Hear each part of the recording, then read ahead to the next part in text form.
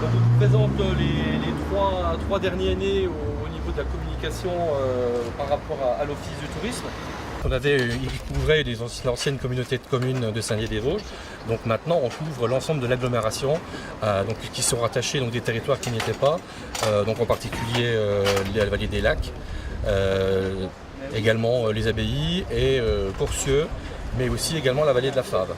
Dans ces guides, donc le guide loisirs et découvertes, là on va trouver tout ce qui est la restauration, donc aussi bien les restaurants traditionnels ou les snacks ou les pizzerias, et également, ce qui est important, toutes les visites qui sont possibles sur l'ensemble du territoire. Ensuite, celui dans la location saisonnière, là principalement tout ce qui est les gîtes, les chalets, des choses comme ça. Et dans le guide des hébergements, donc là on retrouve les hôtels et les campings. L'Office du tourisme intercommunal de Saint-Dié-des-Vosges s'est engagé dans la marque qualité tourisme.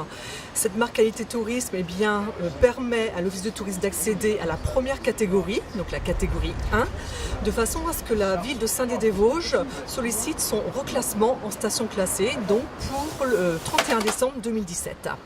Donc l'Office de tourisme a un personnel motivé et engagé pour cette marque qualité tourisme. Donc nous travaillons au quotidien en mettant des outils en place.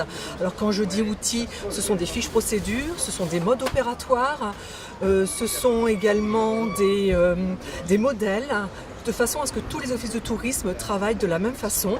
Donc aujourd'hui, nous avons un certain nombre de fiches procédures mises en place pour la saison touristique et le personnel saisonnier embauché a pu justement travailler avec ces outils mis en place.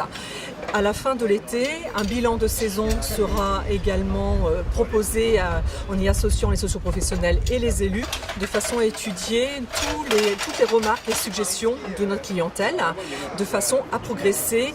Donc progresser, c'est bien sûr au niveau de l'Office du tourisme, mais également au niveau du territoire, avec notamment les lacunes que nous pouvons avoir en matière de signalétique, en matière de propreté, en matière de balisage de randonnée.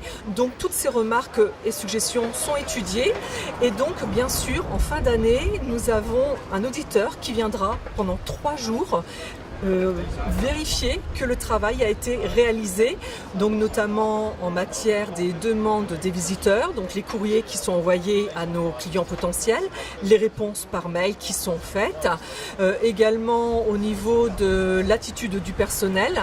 Donc tout est passé en revue avec un manuel qualité qui est mis en place tout au long de ces prochains mois.